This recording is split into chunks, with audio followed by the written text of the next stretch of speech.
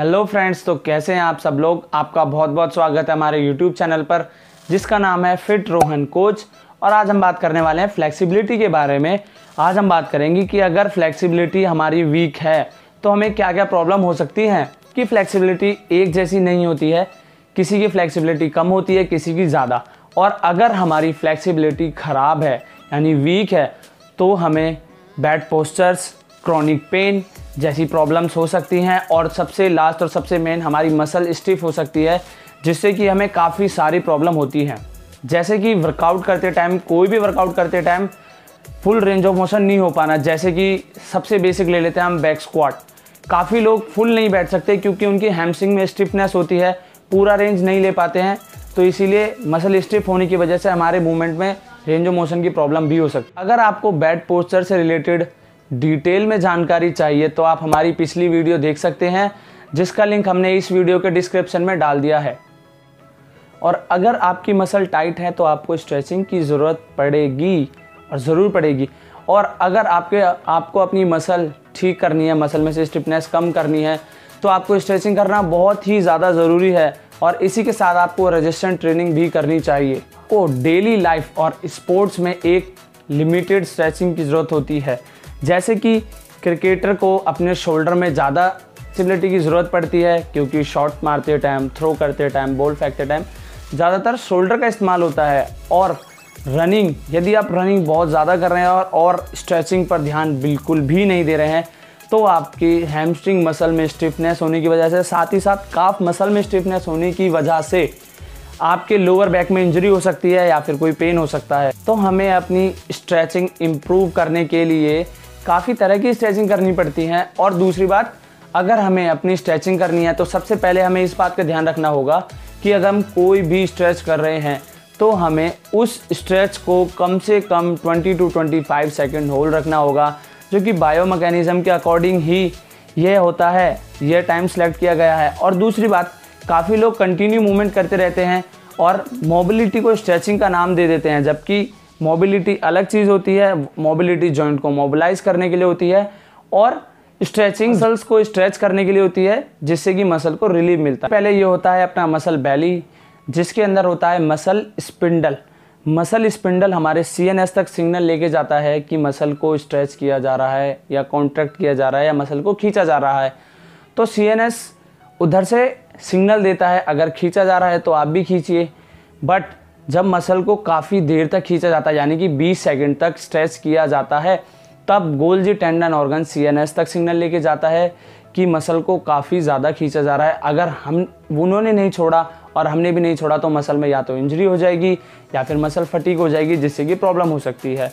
तब CNS signal देता है कि आप वो नहीं छोड़ रहा तो आप छोड़ दीजिए, जिससे कि स्ट्रेच छोड़ने के बाद मसल्स में एक रिलीफ मिलता है। देसी भाषा में बोलूँ तो एक ठंडापन सा महसूस होता है, जिससे हमारी मसल्स को एक अच्छी लेंथ मिलती है और हमारी मसल स्ट्रेच होती है। और इसी के साथ बायो मैकेनिज़्म के अकॉर्डिंग अगर देखा जाए तो हम जब 20 to 25 सेकंड्स अपनी मसल को स्ट्रेच करते हैं तब दो चीज़ें होती हैं। सबसे पहली होती है स्ट्रेच रिफ्लेक्स, और उसके बाद स्ट्रेच छोड़ने के बाद जो होता है उसको बोला जाता है ऑटोजेनिक इनहिबिशन। तो अब हम आगे बात करते हैं।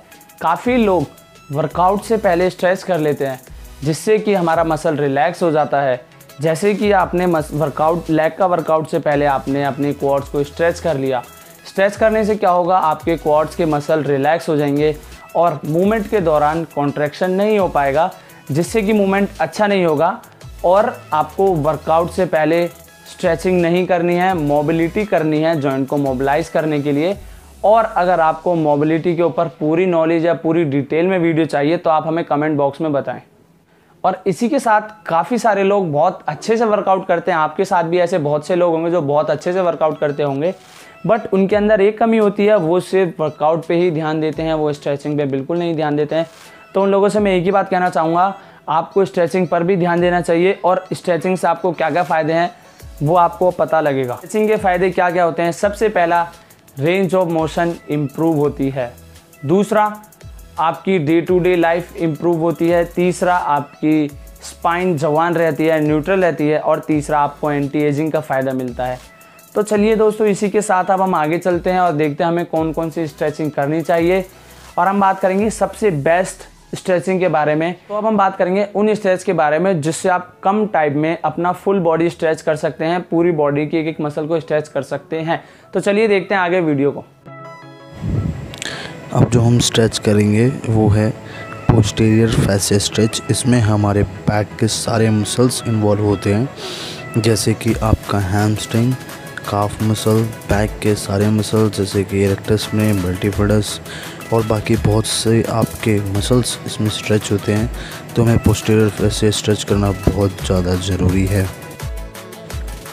तो गाइज़ अब हम बात करेंगे एंटीरियर फैसिया स्ट्रेच, जो कि हमारा फ्रंट का स्ट्रेच होता है, मतलब कि हमारे फ्रंट के मसल को स्ट्रेच करता है, जैसे कि आपके एब्डोमिनल, चेस्ट मसल एंड आपके क्वाड्स। तो गाइज अब हम बात करने वाले हैं लेटरल फैसिया स्ट्रेच, जो आपके साइड के मसल्स होते हैं, जैसे कि ऑब्लिक्स मसल्स और आपके साइड में जितने भी मसल्स हैं उन सबको स्ट्रेच करने का काम आपका लेटरल फैसिया स्ट्रेच करता है। गाइस अब हम बात करने वाले हैं स्पाइरल फैसिया स्ट्रेच, जो भी आपके स्पाइरल टेढ़े मेढ़े मसल्स होते हैं उनको स्ट्रेच करने का ये काम करता है। तो प्लीज़ इसको करिए, क्योंकि कुछ लोग इस स्ट्रेच को छोड़ देते हैं, तो प्लीज़ करिए इस स्ट्रेच को।